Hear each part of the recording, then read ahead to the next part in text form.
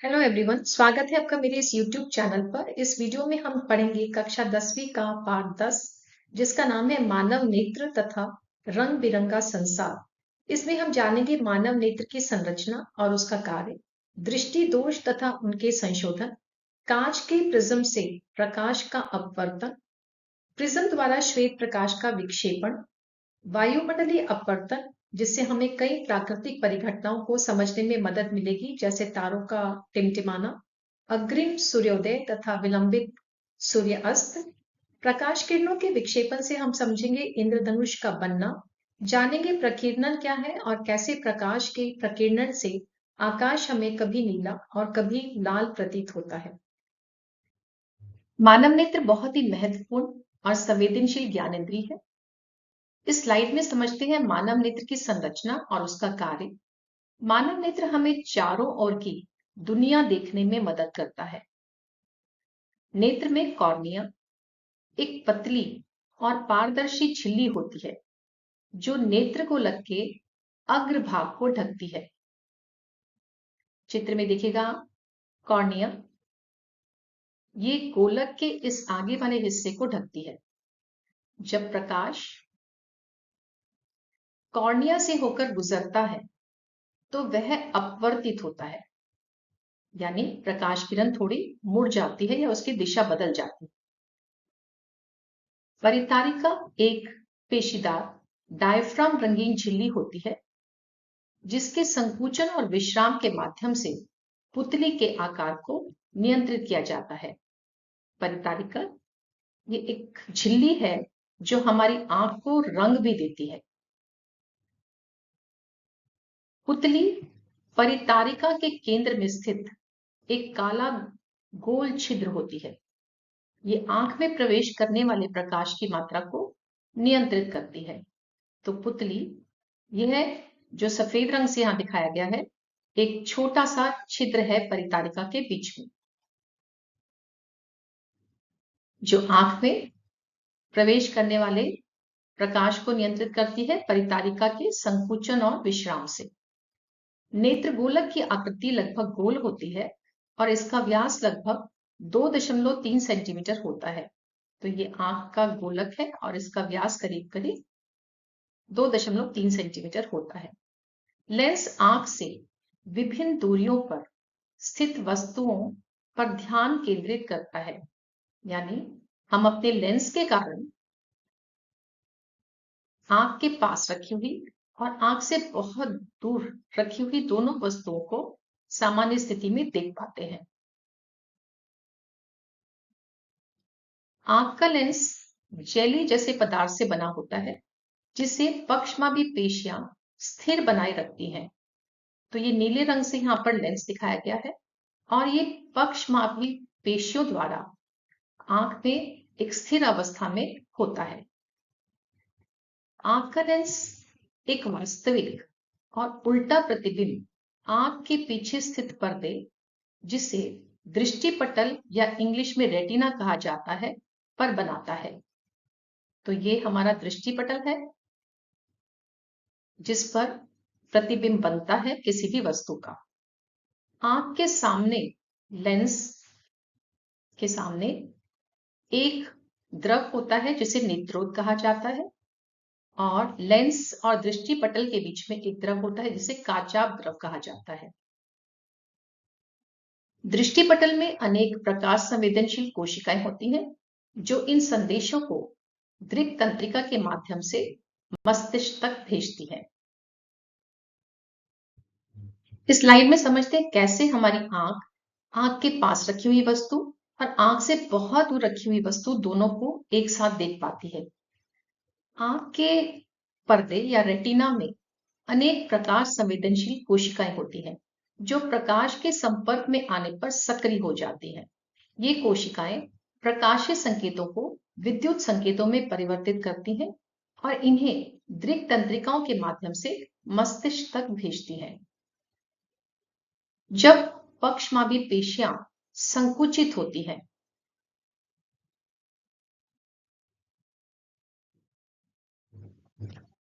तो लेंस की वक्रता बढ़ जाती है, लेंस मोटा हो जाता है और फोकल लंबाई कम हो जाती है। पास की वस्तुएं साफ दिखाई देने लगती हैं। इसका उल्टा, जब पक्षमावी पेशियां शिथिल हो जाती हैं या ढीली पड़ जाती हैं, तो लेंस पतला हो जाता है, फोकल लंबाई बढ़ जाती है और दूर की वस्तुएं स्पष्ट दिखाई देती है।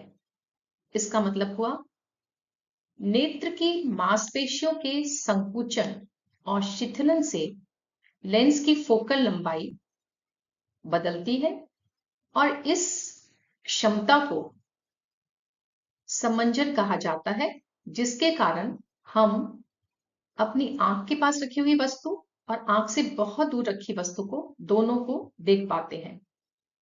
नेत्र की फोकल लंबाई एक निश्चित सीमा से अधिक नहीं घटाई जा सकती, इसलिए वह न्यूनतम दूरी जिस पर आंख दो बिंदुओं को स्पष्ट रूप से अलग अलग देख सकती है, इसे आंख का निकट बिंदु या इंग्लिश में नियर पॉइंट कहा जाता है।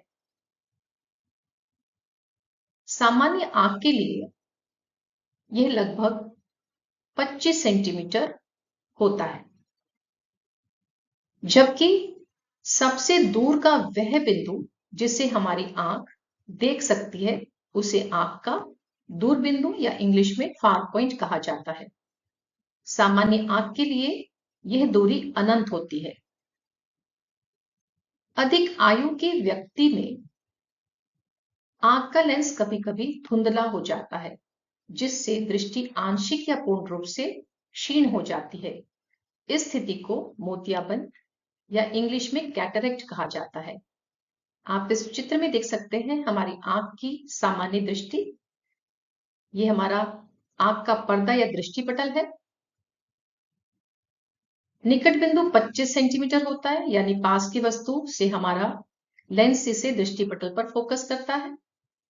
और दूर बिंदु अनंत या बहुत दूर होता है, जिससे दूर की वस्तु से प्रकाश किरणें जब आती हैं समानांतर रूप से, तो वह भी हमारे लेंस के कारण दृष्टिपटल पर एक प्रतिबिंब बनाती है।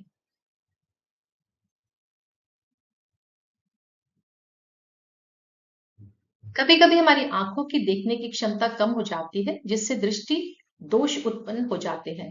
समझते हैं स्लाइड में दृष्टि दोष कौन कौन से हैं और इनका संशोधन कैसे किया जाता है। सबसे पहले देखते हैं निकट दृष्टि दोष। इसमें व्यक्ति को दूर की वस्तुएं धुंधली दिखाई देती हैं। प्रतिबिंब दृष्टिपटल के सामने बनता है। दूर बिंदु अनंत पर ना होकर अपेक्षाकृत पास आ जाता है। इसे चित्र में समझते हैं।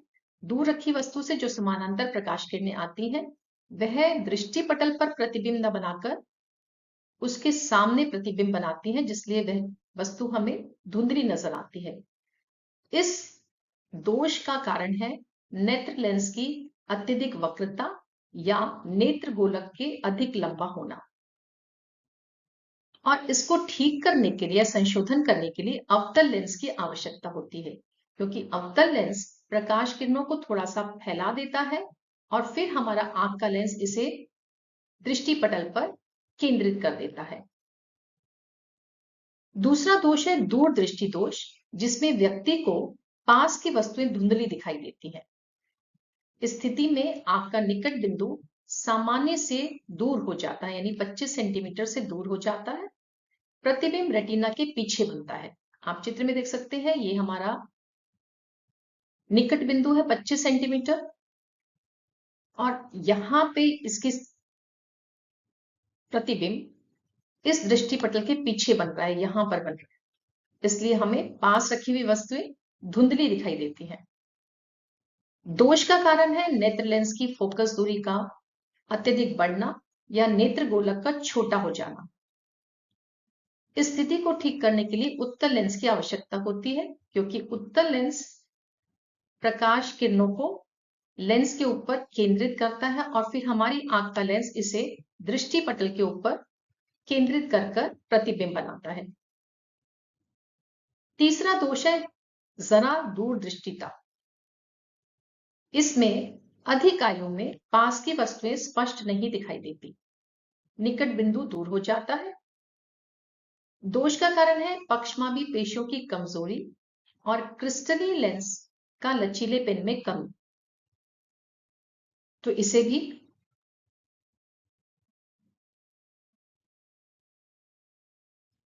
उत्तल लेंस द्वारा ठीक किया जा सकता है।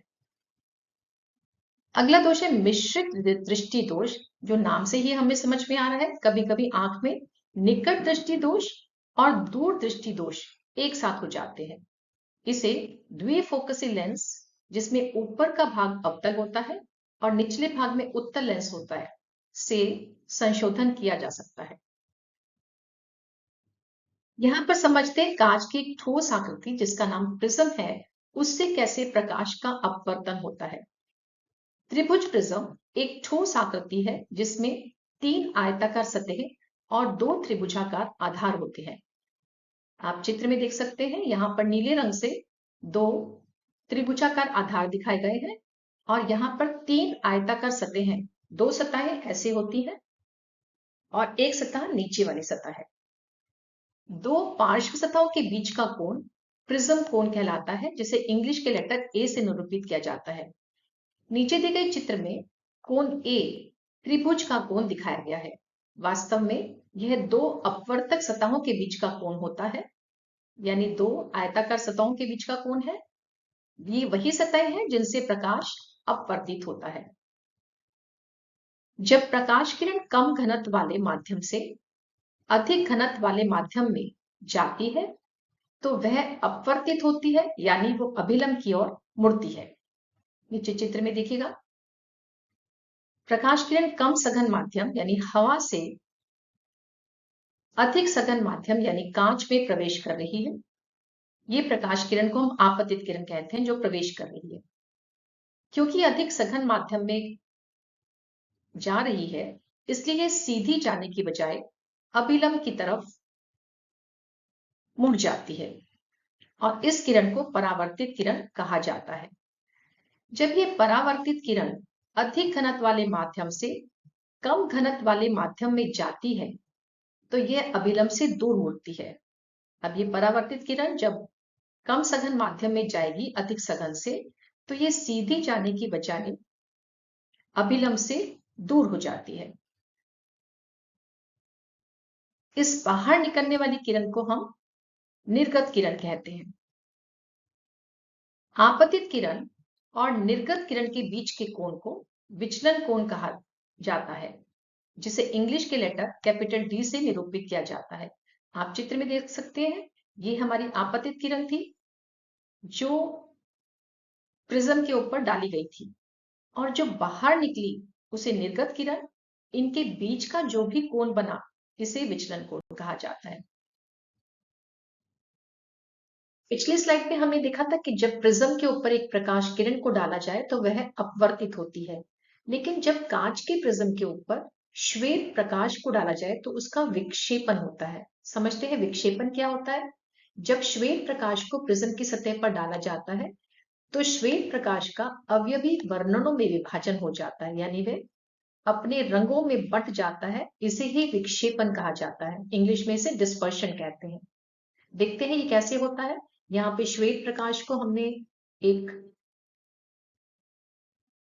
प्रिज्म पे डाला तो ये 7 रंगों में बट गया, और इस अवयवी वर्णों से प्रकाश का जो बैंड बनता है उसे स्पेक्ट्रम कहा जाता है, जिसमें रंगों का क्रम होता है विबग्योर, इंग्लिश में लिखा गया है ये, जिसमें V है बैंगनी के लिए, I है नीले के लिए, B है आसमानी के लिए, G है हरे के लिए, Y है येलो के लिए या पीले के लिए, O है नारंगी रंग के लिए और R है लाल रंग के लिए। लाल रंग सबसे कम मुड़ता है। आप नीचे देख सकते हैं चित्र में, लाल रंग सबसे कम मुड़ा और बैंगनी रंग सबसे अधिक मुड़ा, और इसीलिए यह स्पेक्ट्रम में भी सबसे पहले बैंगनी लिखा है और R सबसे बाद में लिखा है। आइजैक न्यूटन ने सबसे पहले प्रिज्म से स्पेक्ट्रम प्राप्त किया था। उन्होंने एक दूसरा उल्टा प्रिज्म प्रयोग में लिया, जिससे उन्होंने पुनः श्वेत प्रकाश प्राप्त किया। यह सिद्ध करता है कि श्वेत प्रकाश में सभी रंग शामिल होते हैं। तो जब उन्होंने उल्टा प्रिज्म रखा इसी स्पेक्ट्रम के सामने, तो उन्हें पर्दे पर श्वेत प्रकाश वापस से मिला। तो यह हुआ प्रिज्म के द्वारा विक्षेपण या सफेद प्रकाश पुंज का अपने रंगों में विभाजन होना। प्रकाश किरणों के विक्षेपण से हम प्रकृति में कई परिघटनाएं देखते हैं, जैसे इंद्रधनुष का वर्षा के बाद आकाश में बनना। आकाश में जल के सूक्ष्म कणों से बनने वाले सूर्य के प्रकाश का बैंड या स्पेक्ट्रम ही इंद्रधनुष है। देखते हैं इंद्रधनुष कैसे बनता है। जब सूर्य का प्रकाश पानी की बूंदों से होकर गुजरता है तो ये बूंदें एक प्रिज्म की तरह कार्य करती हैं। बूंदें सूर्य के प्रकाश को सबसे पहले अपवर्तित करते हैं। तो यहाँ पे जब सूर्य के प्रकाश किरण पानी की बूंद के ऊपर गिरी तो सबसे पहले ये अपवर्तित हुई, क्योंकि सूर्य का प्रकाश हवा से पानी की बूंद जो अधिक सघन है उसमें गुजरता है, तो ये अपवर्तित हुई या प्रकाश की किरण थोड़ी मुड़ी। और इसके बाद इसका होता है विक्षेपण। विक्षेपण यानी यह प्रकाश किरण 7 रंगों में विभाजित हो जाती है, क्योंकि ये रंग अलग अलग कोनों पर पानी की बूंद के अंदर मुड़ते हैं या इनकी गति अलग अलग हो जाती है, जिससे 7 रंग बन जाते हैं। अब ये 7 रंग बूंद की अंदर की सतह से, बूंद की अंदर की सतह एक दर्पण की तरह कार्य करती है, जिससे ये परावर्तित होकर वापस मुड़ जाते हैं। और जब प्रकाश बूंद से बाहर निकलता है तो वह फिर से अपवर्तित होता है, यानी वह फिर से थोड़ा सा मुड़ता है, क्योंकि फिर वह एक सघन माध्यम से कम सघन माध्यम में प्रवेश कर रहा है। इस पूरी प्रक्रिया से आकाश में हमें इंद्रधनुष दिखाई देता है। पृथ्वी के वायुमंडल के कारण प्रकाश का अपवर्तन होता है और इसी अपवर्तन के कारण कई प्राकृतिक परिघटनाएं हमें देखने को मिलती हैं। तो देखते हैं वायुमंडलीय अपवर्तन किस कारण होता है। स्थल से लगी वायु गर्म होती है और गर्म हवा ठंडी हवा की तुलना में कम घनी होती है और इसलिए यह ऊपर उठती है। तो हवा की स्थिति लगातार बदलती रहती है, जिससे उसमें से देखी जाने वाली वस्तुओं की स्थिति भी बदलती हुई लगती है। जैसे तारे हमें वास्तविक स्थान से ऊंचे लगते हैं और तारे टिमटिमाते हुए भी दिखाई देते हैं। यह होता है तारों से आने वाले प्रकाश के वायुमंडलीय अपवर्तन के कारण। समझते हैं ये कैसे होता है। जैसे जैसे हम ऊपर से नीचे की तरफ आते हैं वायुमंडल में, तो वायुमंडल में हवा की सघनता बढ़ती है, नीचे की ओर अपवर्तनांक अधिक होता है।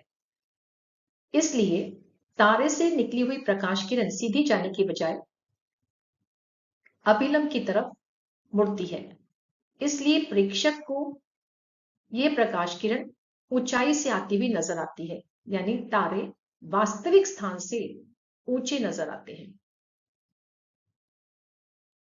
क्योंकि वायुमंडलीय स्थितियां लगातार बदलती रहती हैं, तारे तो बिंदु आकार के प्रकाश स्रोत हैं और उनके प्रकाश की किरणों का मार्ग व स्थिति बार बार बदलती रहती है। विभिन्न वायुमंडलीय परतों से गुजरते समय किरणें बार बार अपवर्तित होती हैं।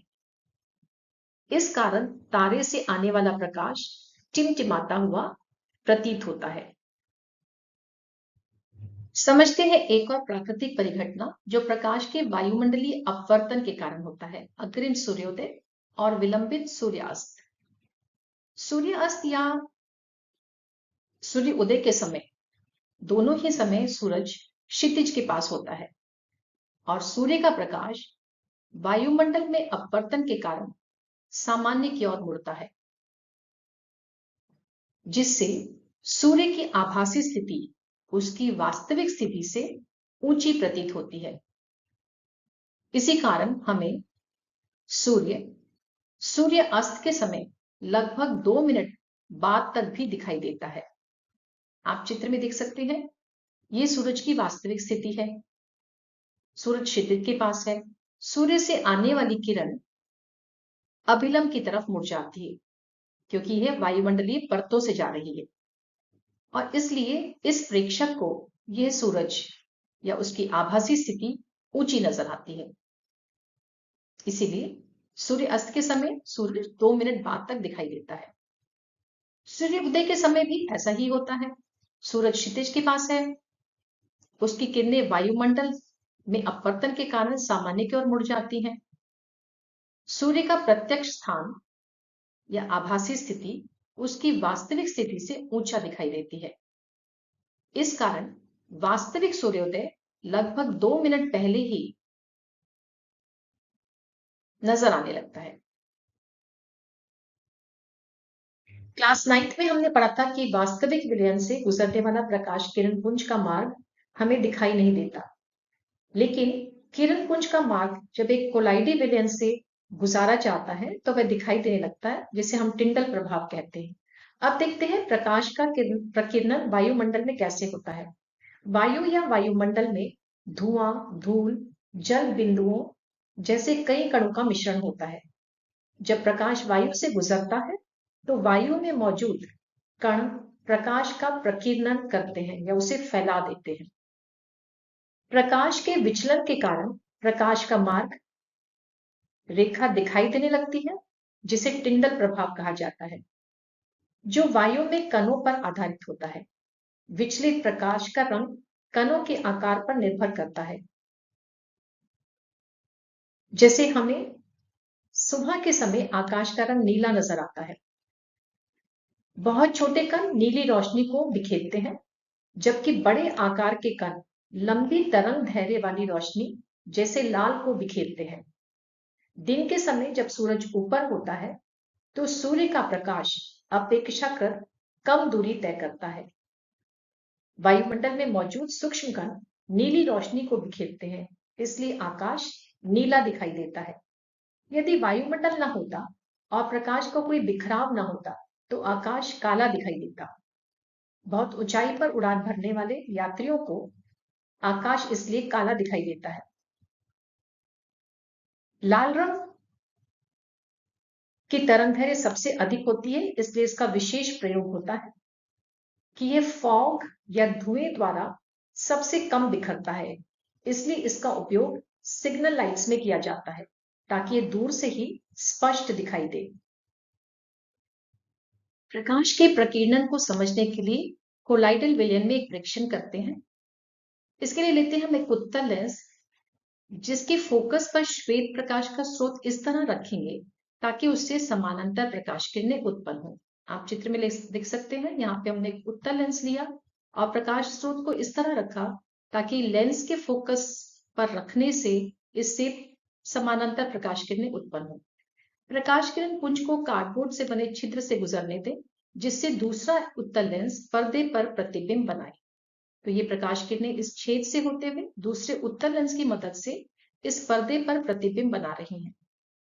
टैंक में सोडियम थायोसल्फेट का घोल लेना है, जिसमें होगा 200 ग्राम Na2H2O3 सोडियम थायोसल्फेट 2 लीटर जल में मिला हुआ। उसमें मिलाएंगे 1 मिलीलीटर सांद्र सल्फ्यूरिक अम्ल। लगभग 3 मिनट के बाद हम देखते हैं टैंक के तीनों किनारे से नीले प्रकाश को। यह नीला रंग सल्फर के सूक्ष्म कोलाइडल कणों द्वारा कम तरंगे धैर्य वाले प्रकाश के प्रकीर्णन के कारण होता है। बर्तन के चौथे पार्श्व यानी छेद से देखे जाने वाला पारगत प्रकाश का रंग बहुत रोचक होता है। बर्तन से निकलने वाला प्रकाश पहले हरे नीले रंग में चमकता है, क्योंकि छोटी छोटी तरंगे अधिक प्रकीर्णित होती हैं।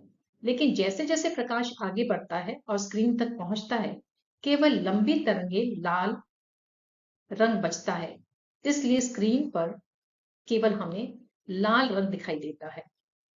तो यह प्रयोग टिंडल प्रभाव को दिखाता है कि कैसे कोलाइडल कण प्रकाश को प्रकीर्णित करते हैं। प्रकीर्णित प्रकाश का रंग प्रकीर्णन करने वाले कणों के आकार पर निर्भर करता है।